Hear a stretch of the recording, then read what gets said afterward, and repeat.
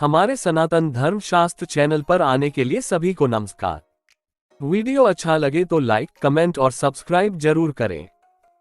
एक बूढ़ी माँ की दर्द भरी कहानी। 3 साल हो चुके थे बेटे को अपना घर छोड़कर विदेश में बसे हुए। इन 3 सालों में बूढ़ी माँ और ज्यादा बूढ़ी हो गई थी। 75 वर्ष की उम्र में सुलोचना देवी की याददाश्त काफी कमजोर होती जा रही थी। उन्हें रोजमर्रा की चीजें याद न रहती, लेकिन जो उन्हें हमेशा याद रहता वह था उनका बेटा। दिन हो या रात, एक पल भी ऐसा ना होता जब उन्हें अपने बेटे की याद ना आती। दूसरी तरफ बेटा था जो साल भर में एक आध बार अपने माँ को फोन कर लिया करता और 1-2 मिनट से ज्यादा बातें भी ना किया करता। फिर भी यह बूढ़ी माँ टकटकी लगाए अपने बेटे का इंतजार करती रहती। एक दिन बेटे का विदेश से फोन आया। हेलो हेलो, सुन रही हो ना माँ? अनिल बोल रहा हूँ, तुम्हारा बेटा। कैसी हो माँ? मैं ठीक हूँ बेटा, तुम बहू और मेरा पोता कैसा है? माँ ने पूछा। सब अच्छे हैं माँ। मैं अगले हफ्ते गांव आ रहा हूँ माँ, तुम्हें लेने। अब हम सब साथ में ही लंदन में रहेंगे माँ। तुम्हारी बहू कह रही थी माँ को यहाँ पर लेकर आओ, बेचारी अकेली वहाँ परेशान होती होगी। बेटे ने कहा। माँ की बूढ़ी सूखी आंखें आंसुओं से भीग गई। उसके कमजोर शरीर के नस नस में खुशी की लहर दौड़ गई। बेटे और बहू का अपने प्रति प्रेम देखकर माँ का मन खुशी से भर आया।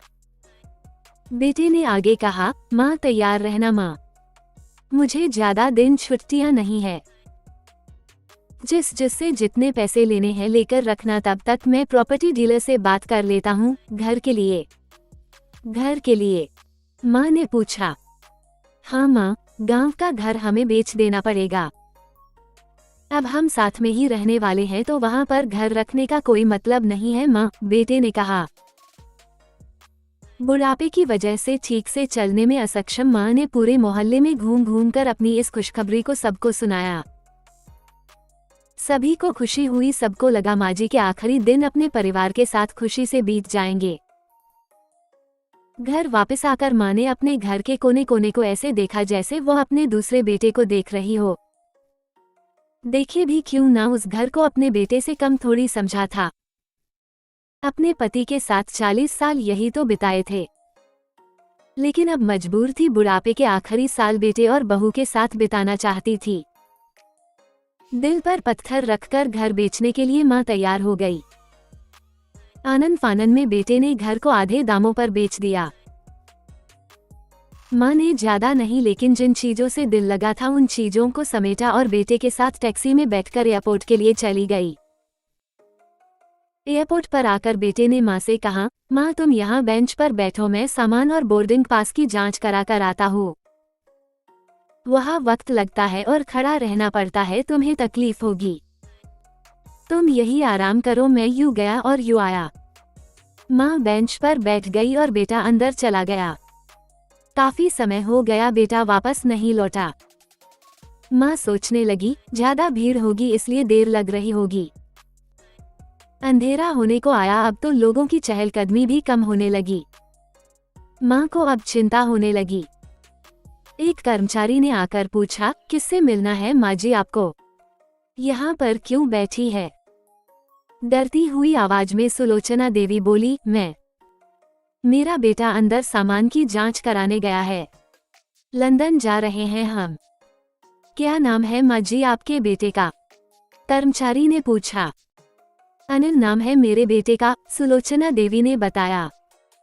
कर्मचारी अंदर गया और थोड़ी देर बाद बाहर लौटा।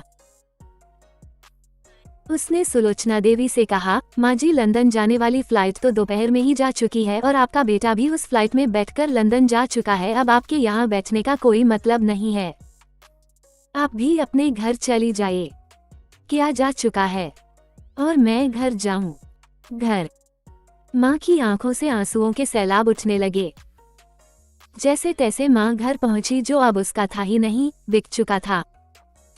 वो वही बरामदे में तुलसी के पास सो गई।